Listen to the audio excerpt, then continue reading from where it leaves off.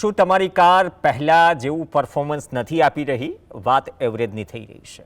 શું ગાડી ચલાવતી વખતે પિકઅપ ઓછું મળી રહ્યું છે? જો હા, તો તેનું કારણ તમારી ગાડીની ટાંકીમાં રહેલું E20 પેટ્રોલ હોઈ શકે. ફોર વ્હીલર માલિકો અને કાર મિકેનિકો E20 પેટ્રોલ વિશે શું વિચારે છે તે પણ જોઈએ.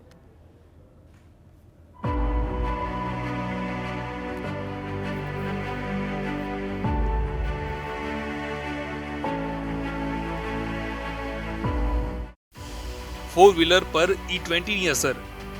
જૂના મોડલમાં કારનું ઘટ્યું performance, રબરના parts ઘસાયા.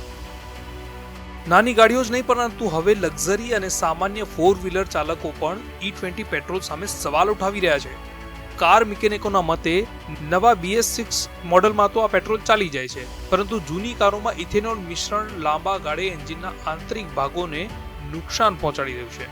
E20 ethanol base પેટ્રોલમાં main પાર્ટીને પ્રોબ્લેમ એવરેજનો એક આવે છે અને એના હિસાબે ઇથેનોલના હિસાબે મેન્ટેનન્સનો થોડો ખર્ચો વધી ગયો છે. કાર ચાલકોનો આક્રોશ. ડ્રાઇવિંગ એક્સપિરિયન્સ બગડ્યો, માઇલેજમાં મોટો ઘટાડો.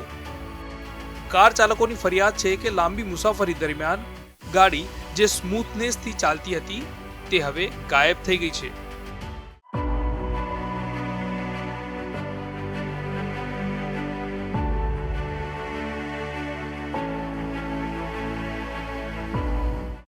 અને ઇથેનોલ એટલું ગાડી નુકસાન, પેટ્રોલ ગાડી નુકસાન કરે છે કે એની વાત પૂછવામાં એમ. હું પોતે ઓટોમોબાઈલ કરેલું છે, મને એની આખી એન્જિન વિશે મને ખ્યાલ છે કે ઇથેનોલ કેટલું નુકસાન કરે છે. ગાડીઓની સ્પીડ અને પરફોર્મન્સના શોખીનો માટે E20 પેટ્રોલ હાલ તો ટેન્શન વધારનારું સાબિત થઈ રહ્યું છે. ધવલ બારોટ, GSTV, અમદાવાદ.